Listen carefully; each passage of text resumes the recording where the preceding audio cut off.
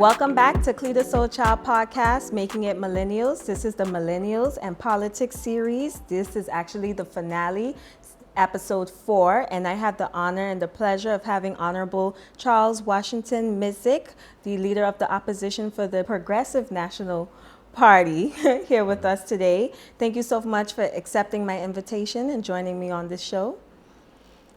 Cleta, the pleasure is mine.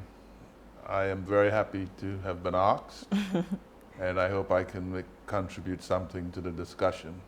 There are lots of very positive things about the millennials, even though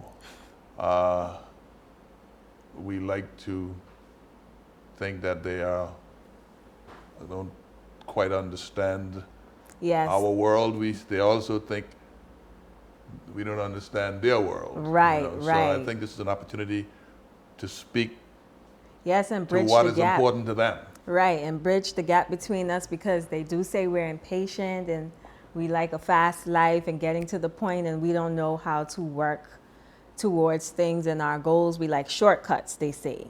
But thank you so much for that. I do want to start off by just saying, if you could just briefly tell me and the audience, who is Honorable Charles Washington Misick?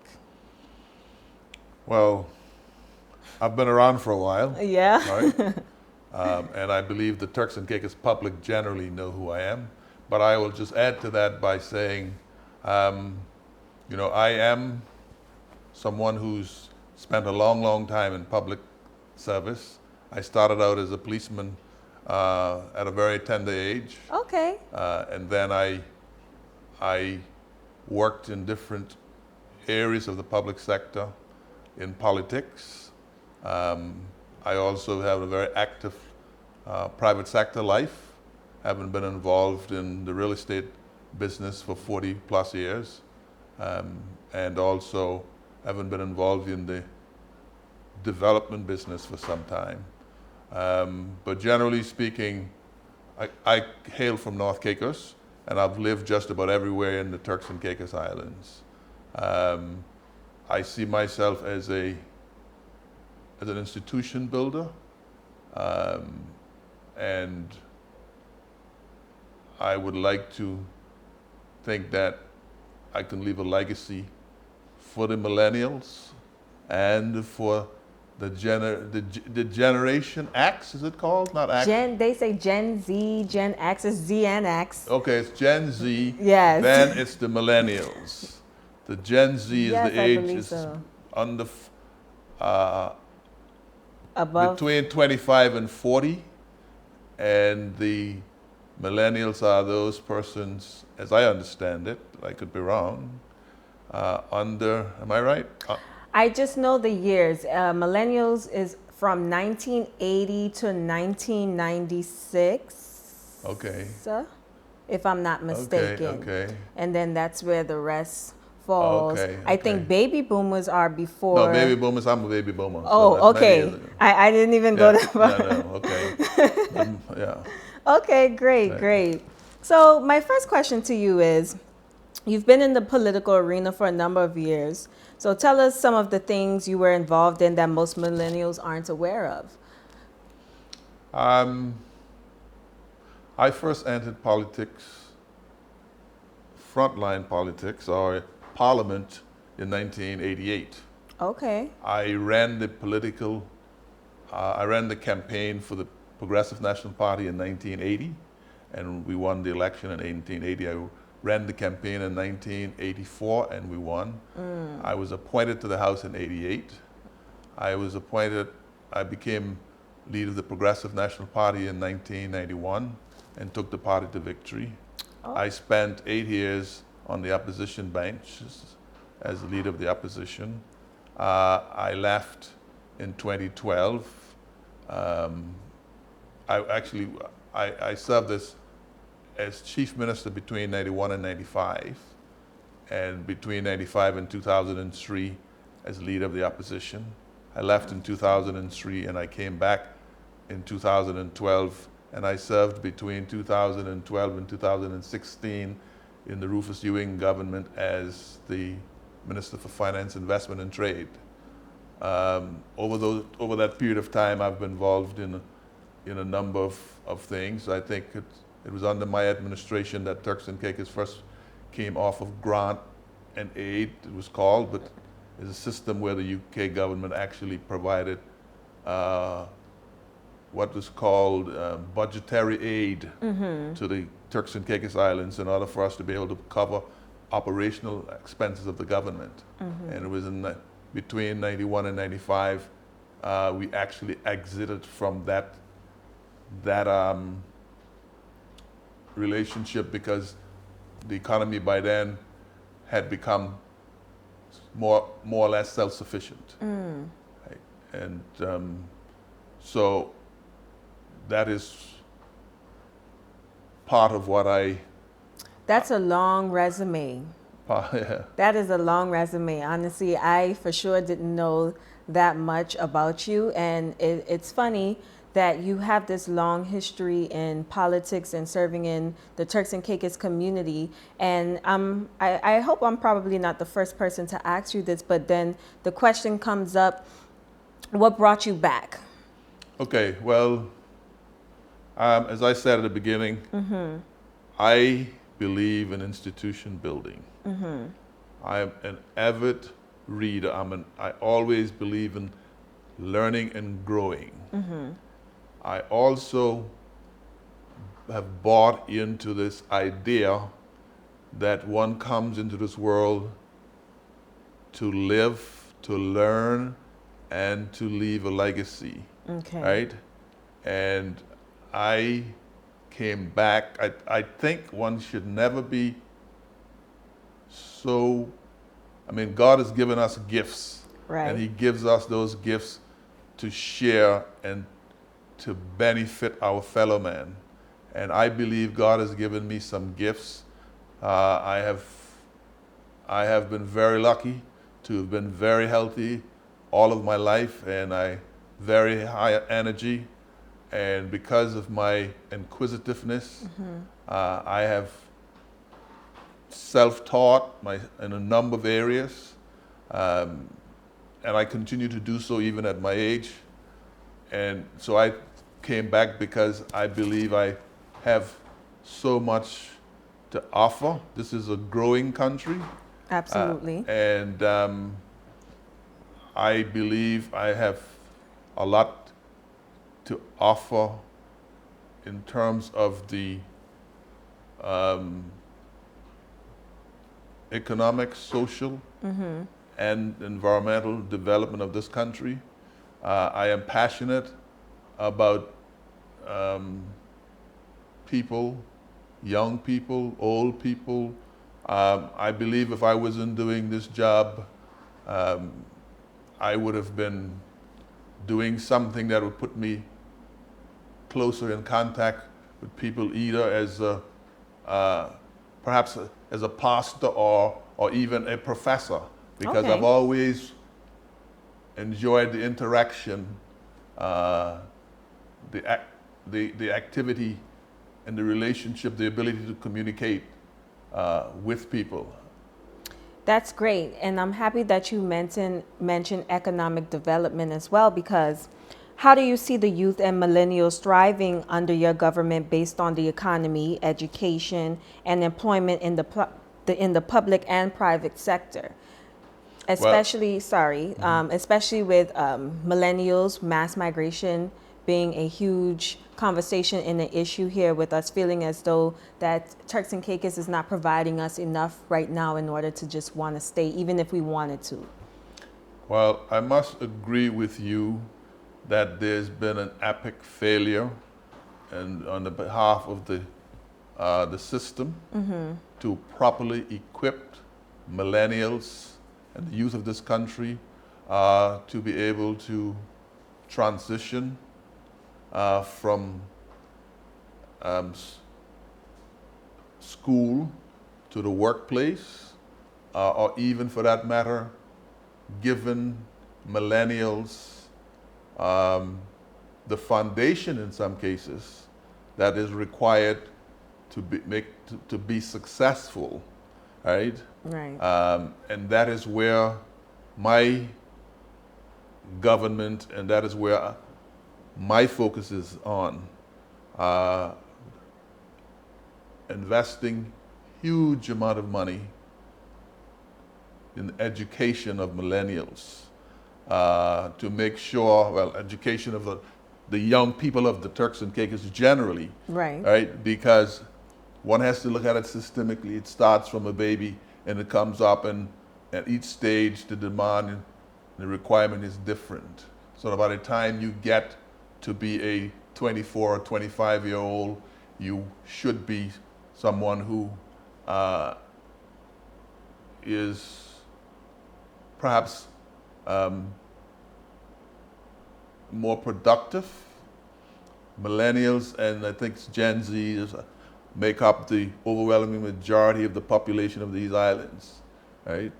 And it is extremely important that we make investment in them, because those are the people who are going to be the producers and who's going to determine whether this economy and this society become successful and sustainable, right? So we have to start to look at how we can empower them through entrepreneurial opportunities. Avenues, right? for sure. You know, in my days, in my day, everything was sort of a tactile touch, right? Today it's all different. Our young people can be successful, in a lot of areas. We've got the blue economy, we've got the purple economy, we've got the orange economy, and these relate to culture, to music, and to technology and communications. Not necessarily the sort of a tactile things that my generation could only see. So in building a foundation for the prosperity of the millennials of this country, we have to give them a broad-based education so that they can exercise their creative skills for the benefit of the growth of the community, because tourism being our major industry is multifaceted. There are so many segments, right? And I believe that great opportunities for millennials and Gen Zs in this population, in this economy. I just think we need to listen to them and hold their hands, and be able to engage in what I call, as older people, begin to engage in what I call reverse mentoring, right? Because in my own company... Reach one, teach one. Right. In my own company, there's so much I have learned from younger people, right? Particularly as it relates to social media and to technology. So I think it's very important. We can learn so much from millennials, and they can learn from us. Absolutely. And one of the complaints from millennials is that we don't listen, right? It's so funny that you say that, because I know I can't speak for all millennials, but of course in this election particularly, I'm pretty sure everybody sees that millennials just has a big voice this time around. And I will speak for me personally, and whoever can agree can make their comments. But I think what makes it different this time is, even for myself, we see that the world is moving rapidly. It's not stopping for anyone.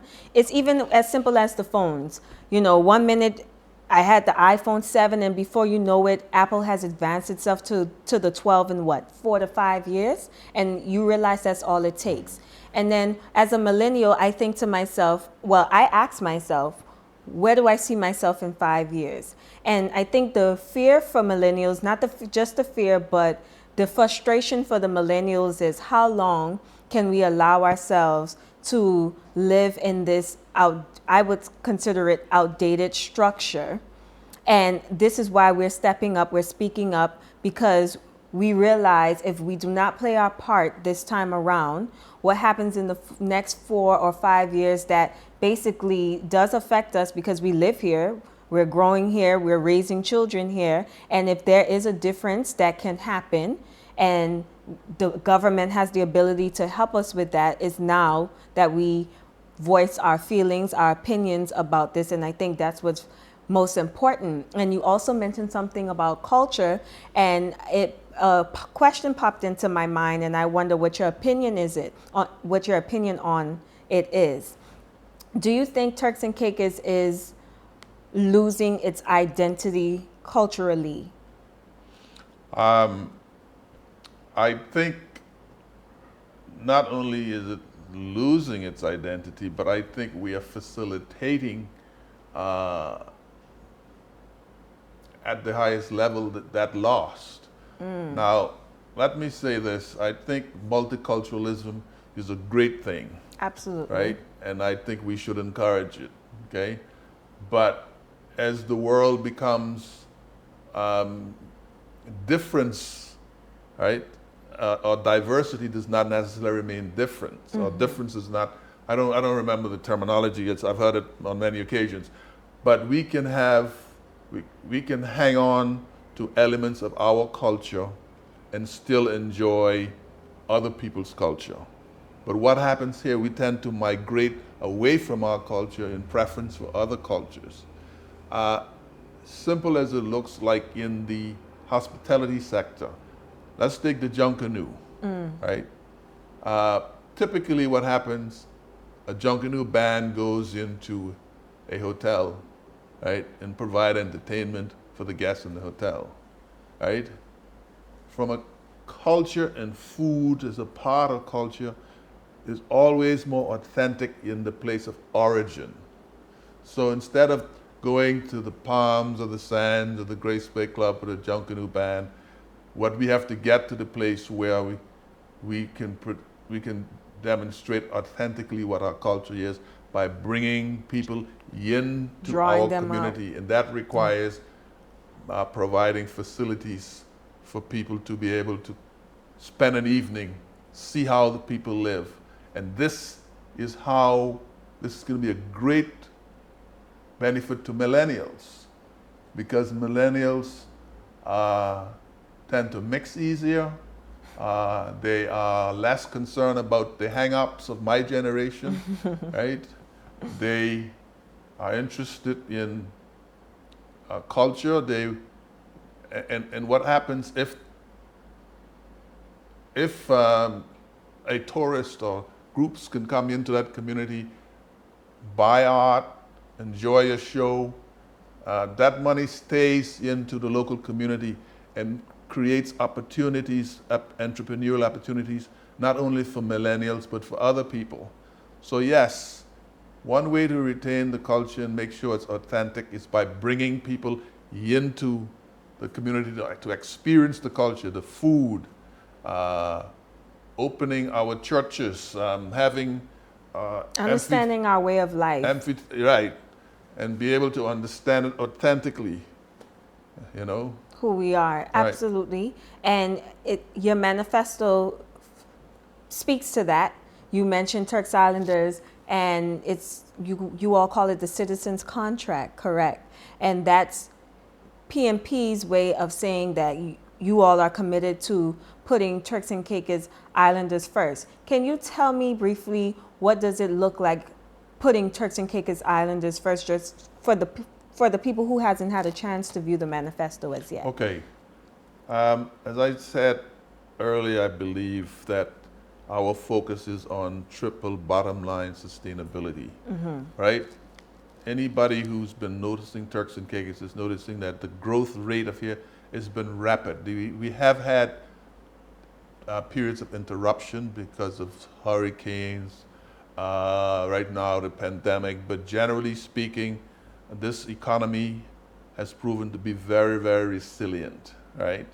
And it's only going to be a matter of time before it bounces back. And it is important that Turks and Caicos Islanders benefit from that growth. Because give you an example right now. Okay. The Ritz-Carlton will be open in May or June of this year. May? Right? I thought it was April. Okay. Well, maybe. Soon. But I can bet your bottom dollar, right? The large majority of the people who will be employed, particularly in the managerial and middle management and technical areas are going to be someone that does not look like you or me, or even if they look like you and me, they won't be from here. So we have to examine where we are today and see whether we need to draw a line somewhere, consolidate on the gains that we've made, make sure that our people have an opportunity to grow, make sure that we partner with the private sector to make sure that our young people in particular have entrepreneurial opportunities, good job opportunities. Otherwise, it makes no sense. It makes no sense. And I know coming out of the pandemic, there will be pressure to take anything, but that is false pressure because this economy still has there's still a lot of tremendous interest in this country, but we have to, and I am making a pledge, right, under my watch, no development is going to take place in this country unless it benefits millennials, unless it benefits the people of these Turks and Caicos Islands. If it doesn't benefit, then there's no point. Social development, education, health, housing is a big issue. I mean, a young person making a couple of $1,000s a month can hardly find a decent place to live that doesn't absorb their entire paycheck. That has to change. And that does not include Fortis. And, well, I've always been on tank, so I can't speak to Provo Water. Yeah. But let's talk about the pandemic, since you mentioned that briefly. Had you been the leader during this time, what would you have done differently based on the circumstances we're facing and everything that's going on? Well, I think what I would have done differently, because without life and livelihood, nothing else matters. So I think what I would have done, I would have made sure from a budgetary point of view, right, that there were huge allocation to make sure that people could eat properly, they had somewhere proper to sleep, and they can maintain themselves and their children, right? I would have made sure that, because let's face it, right? A piece of road could wait. There are many things that could wait, right? But people have to be healthy. They have to feel secure, right? Right. And I think people prefer having a job to go to instead of giving the handouts. So I would have focused on Nothing like your own money. on supporting. I was supporting livelihood. By that I mean businesses, small businesses, and not so small businesses, right? So that people can continue to have somewhere to go to work, and that those jobs can be protected once we exit the pandemic.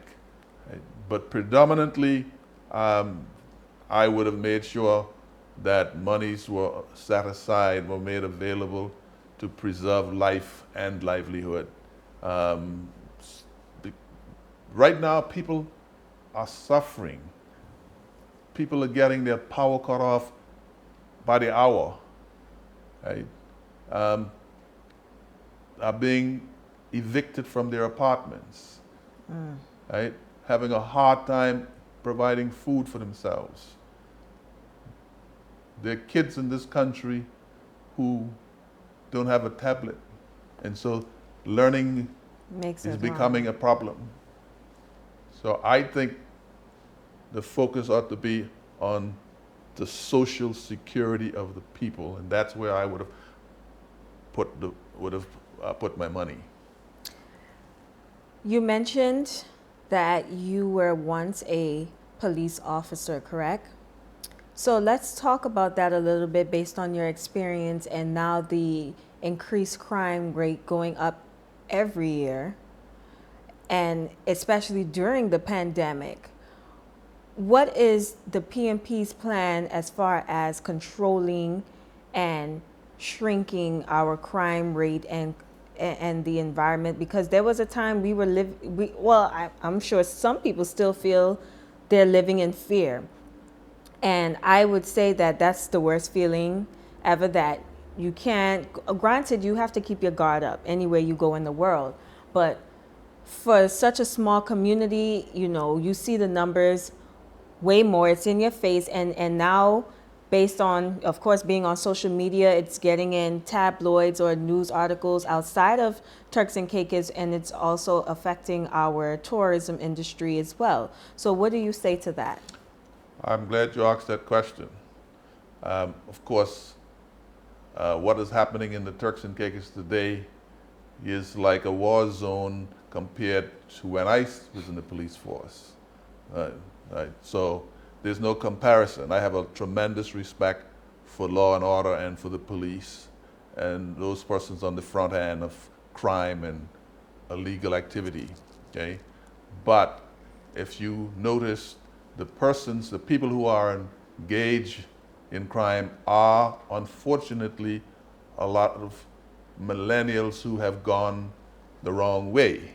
And they've gone the wrong way because the safety net was not there to provide for them, to protect them. And that starts with making sure, as I said earlier, that there is a transition, a sustainable transition from the classroom to the job market. And so where the job market cannot absorb those persons, either because we have let them down because they're shortage in critical skills that they didn't learn in school. So now what needs to be done is that we need to put in place trade schools, vocational schools, and even put in place what I would call apprenticeship programs. Okay. Right, so that these kids, when they leave school, ill-equipped, they can go into if they don't go into the job market, because if they go to the job market with the level of skills, then they are condemned to working for the rest of their lives in low-skill, low-paying jobs. And they're stuck in that cycle as well. Right, and we need our people, your generation, Absolutely. should have entitled to expect better than that from us. So what we will do is to make sure that there is first of all, community-oriented policing. We will make sure that there's more technology invested in fighting crime. We'll make sure that there are vocational schools and correctional institutions. All of that has to be done. Crime is asymmetrical. You don't know where it's going to happen, right? But we can start to create the social structure in our society to make sure that it's minimized, by making sure every person who's entitled to be here has an opportunity. Mm-hmm. And one of the ways we're going to fight to create crime by digitization of government system. So we know who is in the country and where they are and whether they have an entitlement to be here. And if they don't have an entitlement to be here, that will show by the fact that they will not be in possession of a digital identity. And if they are not in possession of a digital identity and they are not a visitor to the country, which is determined by the entry card or something of that nature, then they have no need, they shouldn't be here, right? So better border control, better community-oriented policing, social systems to train, retrain, educate, and the penal system, the prison system, alternative sentencing so that young people, first offenders, particularly as teenagers, don't end up in an institution that is overcrowded with hardened criminals. You know, things like maybe an ankle bracelet so we know where they are, house arrest, or community service. So, clean up the roads. Right? And so that sort of thing will help. But it will take a few years before all of that is put in place. But we have to start somewhere. And this is the time to start. Okay, and do you think your party is open to e-governance? Because that's one of the biggest things that we all travel, we go to different countries, and then you come here and there's certain departments in our government system that still are using books, outdated stuff, and then you wonder, and we feel like sometimes government doesn't have any structure, and Well, from the it has outside to. looking in, it's something as simple as purchasing a software. How come Well, the government hasn't invested in such well, things it, as it that has yet? to happen, but it has to be systemically. Right. And the truth of the matter is, efficient digitization will create far more efficiency in the system. It will save the government a lot of money, and it will create new jobs, right? Okay, high-paying jobs. And so, in our contract with the people of these Turks and Caicos Islands, you will see that we actually have a ministry called the Ministry of Digitization and E-Government, right? So we will be hitting the road running on that. We've already in talks with um, um, some of the most advanced digitized economies in the world, right, to tap into their resources in order to make that happen. It has to happen fast. The police computers have to be speaking to NIB computers, to NHIP computers, to the immigration at the airport, to NIB, NHIB with the health. All of these have to be communicating together. One system with one unique identity, right? That is how we do it, and that is the way we're going to really improve lives in this country for our people, by making sure that government is a service. You don't have to go and stand in long lines. You can sit at your kitchen table while you're teaching your kids their homework Log online. and get stuff done. My generation. Exactly. And I also want to say, in the event that the PNP does win this election, how soon can us, the people, see some sort of difference or turnaround? Because granted, time and patience is essential, of course, and we understand things do take time. Do you think 4 years would be enough for us as the citizens in this community to see some sort of change under your government? Well, 4 years is a short period of time, but I can tell you, you would start seeing change within 60 days. Next 60 week, days. Next week, I will release a document that will lay out our accomplishments, our key performance indicators for the next 200 days.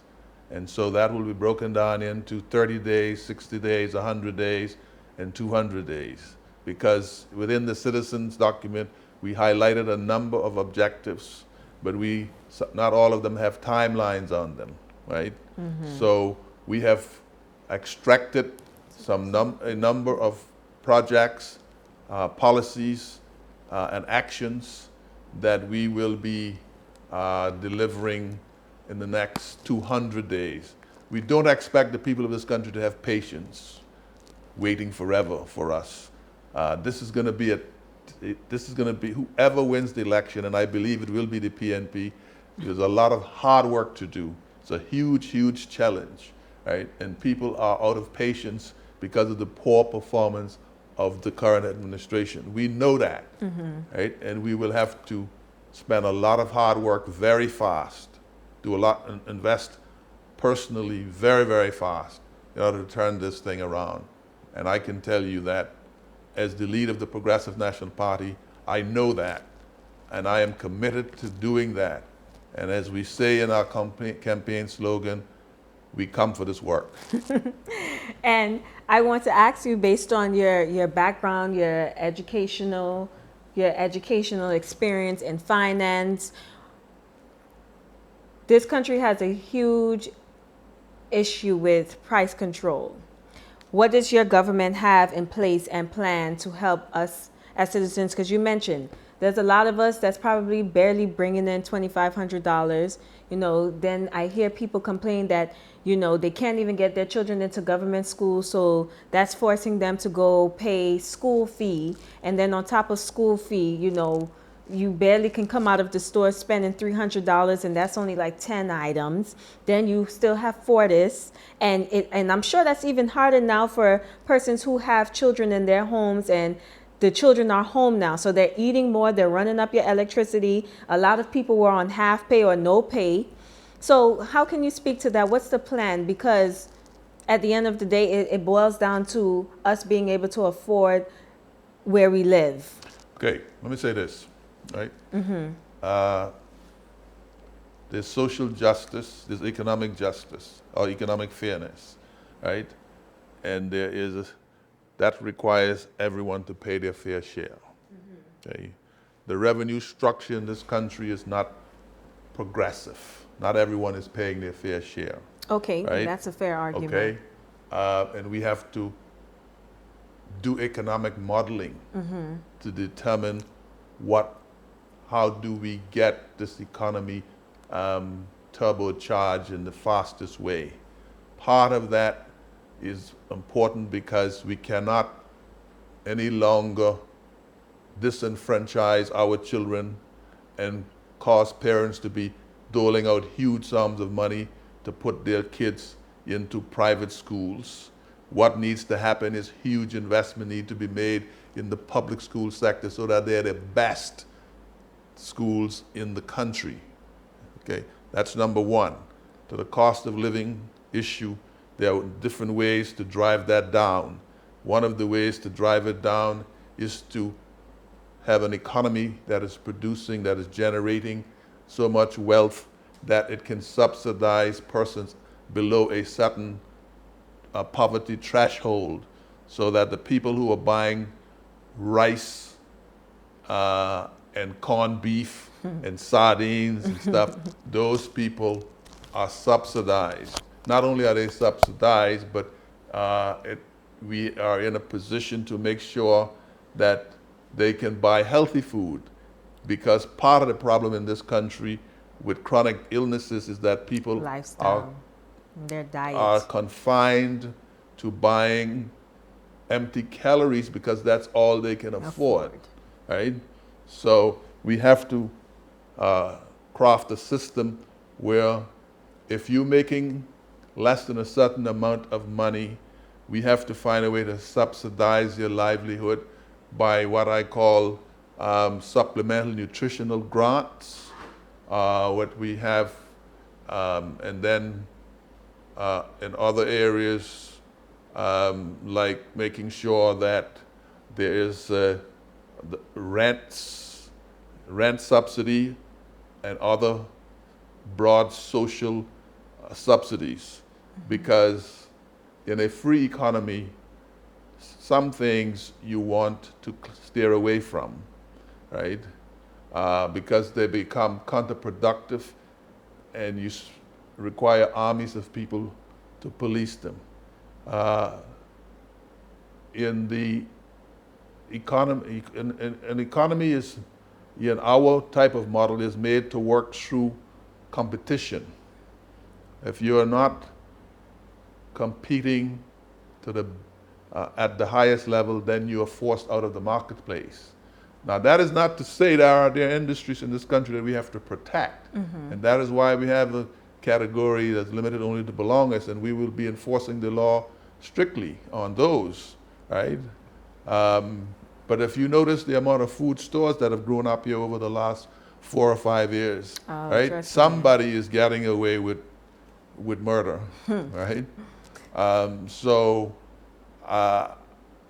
I think we need to look at the whole structure, the whole revenue structure, modeling, tax modeling, so that we know what is the best system to and put in place to secure a higher quality of life for the people of these islands.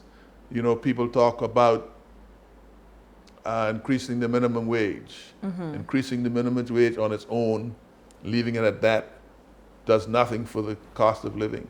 No. Because it means the single mother still has to go out to work and find someone to babysit. So those types of things we can assist with by making sure that there are community daycare centers, right, that are subsidized by government, so that the mother who is making $6.25 an hour doesn't have to pay that $6.25 an hour to a babysitter. That way, the cost of living comes down without an inordinate increase in the minimum wage. So, Okay. And I want to shift gears for a little bit because most people feel as though PNP has this negative stigma on it based on the events that took place in the past. Can you speak to that, and why should the people trust the PNP government and party this time around? well, I would ask them, first of all, to look at every religion, every major religion, the Catholic Church, the normal Protestant church, right, and who are supposed to be close to God, and tell me if they have never committed a sin. The Bible tells us he is without sin, cast the first stone. Okay? Put that aside though, Okay. right? The persons who are accused of malfeasance in government or who are accused of corruption, and that is the jury or lack of a jury is still out on that. We don't know that for a fact because, okay? But let me say this. The persons who are heading the PNP, yours truly, Charles Washington Misick, and the crew that he's assembled, right, are not among those to whom the finger is being pointed. So the Progressive National Party, as we know it today, is not, there's no one who's accused, who's on frontline politics that is accused of any wrongdoing, right? And so I think that's just a red herring by persons who are not supporters of the party. But also, let me say this. If you don't make a decision in life or in business or in anything else, you don't make a mistake, right? And that is the difference between the PNP and the PDM. We make decisions. And yes, we make mistakes, right? But we will continue to make decisions, right? Decisions that will benefit and has benefited the people of these islands. I had the pleasure of having Honorable Akira Misick on my show twice, actually, but I'll never forget the statement that she said on my first show that I invited her on, Does Voting Make a Difference? And I remember her saying, we tend to forget that Turks and Caicos it's still in a baby stage. And during that time, we were only just learning how to even crawl, maybe. And even right now, I think she made the reference, don't quote me, but she was along these lines of saying, you know, we're even just learning how to walk still as a country. Do you agree with that? Do you think that, how far advanced do you think Turks and Caicos is? Do you feel like we're in the adolescent stage, or we're just toddlers learning how to walk, and there's so much further, of course, there's so much further we need to go, but where do you think we fall as a country in the growing stage? Let me say for this, for many, many years, maybe 300-400 years, this country is left in what I would call abject neglect by the British, okay? And we have pulled ourselves up by a boot. We are among the most resilient people in the world when you think about it, where we've come from, right? And I don't want anybody to sell us short, right? We may be lacking in certain resources, we may be lacking, but we are not lacking in courage or in our ability to do things. We have, when I think of Turks and Caicos Islands and islanders, I think of those of us who've remained here, but I also think of those in the diaspora, right? And so I believe that there are certain areas that we need to become more mature, right, Ian? And one of those may be our politics, right? But I think we are no further behind than our brothers and sisters in the Caribbean, or for that matter, small nations in the world, with perhaps the notable exception of places like Singapore and you know. So I believe in the people of this country, and I believe in millennials. I've run into some extremely smart young people in this country. All they want is an opportunity, and I think they themselves may be offended if we say that, you know, they're not ready, right? So I take a slightly different view of things. Okay. Right? Not to be contrary, but I take a slightly different view of things. And do you think the PNP party is a party for the youth? Well, not only do I think that, I know that based, again, on the institutions that we've put in place to empower young people, right? The original sports commission, the community college, right, are just two examples, right?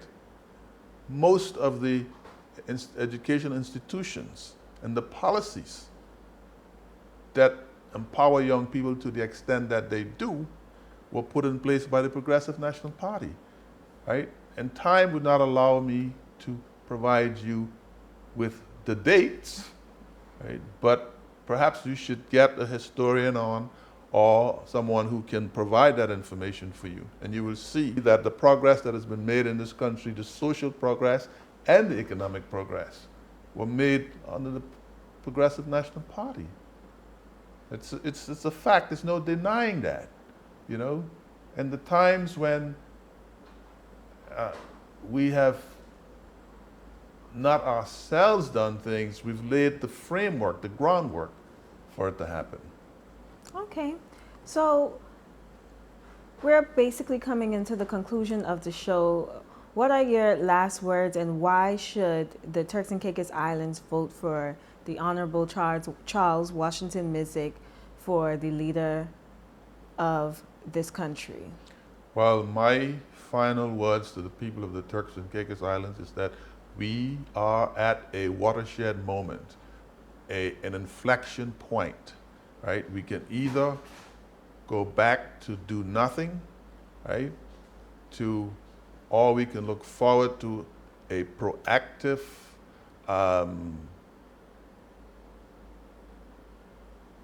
government that has taken the time to understand the global events, to understand where the Turks and Caicos sits in those circumstances, right? Who've invested the time to do the planning that is necessary. The citizens document that you see is just a summary of a larger document I have a copy too. that we have prepared to provide to senior public servants so that we can hit the ground running and implementing change and plans for the benefit of our people, right? So that is the reason why they should vote for the Progressive National Party, because we know, and I'm going to use a cliche here, we know that if you fail to plan, then you should plan to fail, as we are seeing with this current administration. And as to why they should vote for me, I believe that in this point in time, in the life of these islands, I am the most qualified person to run this country. I've assembled a team of men. We've gone through rigorous training. I have, as I said earlier, I believe in continuous learning and growth. I've applied myself to that.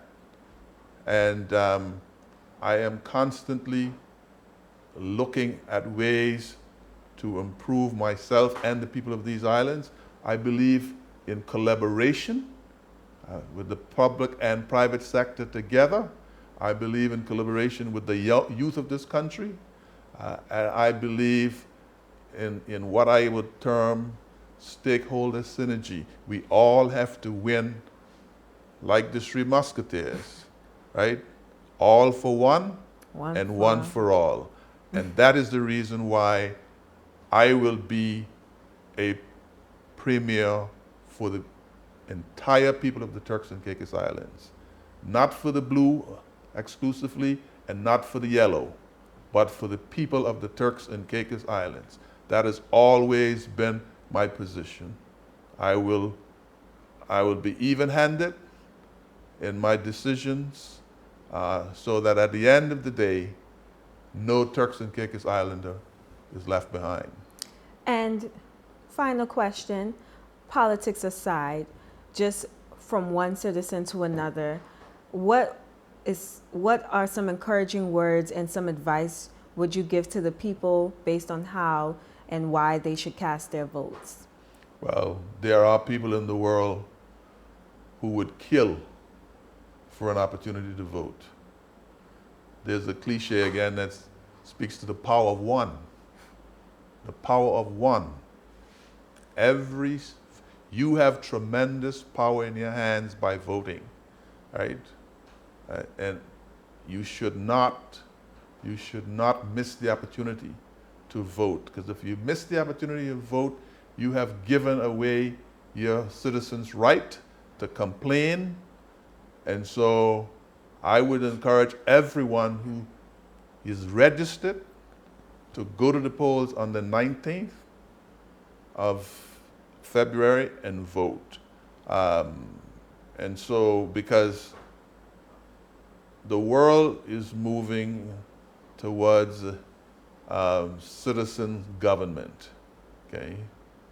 And in many cases that has been devolved to communities.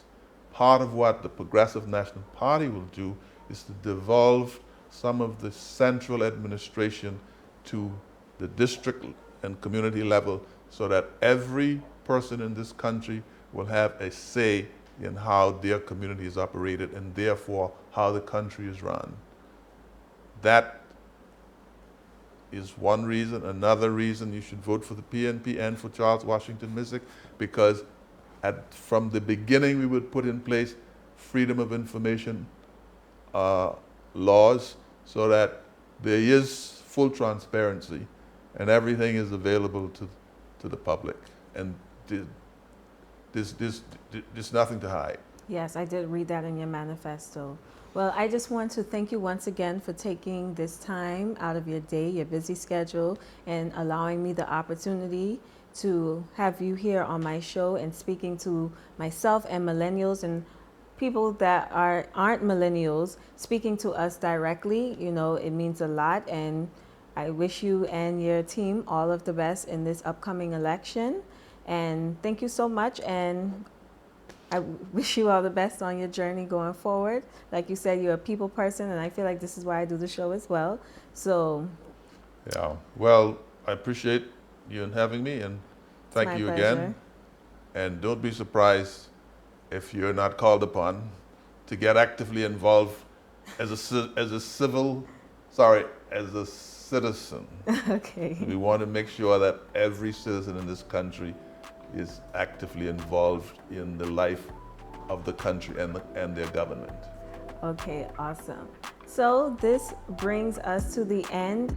I am your host, Cleta Soulchild. Thank you so much for tuning in. This is the final episode for Millennials in Politics. I encourage everyone to cast their votes on February 19th. Make the decision to better our future, our government, and cast your votes wisely. I also want to thank our sponsors this time around, Vivid Islet Advertising, and you can check out their website, viatci.com. That's viatci.com. And thank you so much to Spotlight Communications for producing today's episode.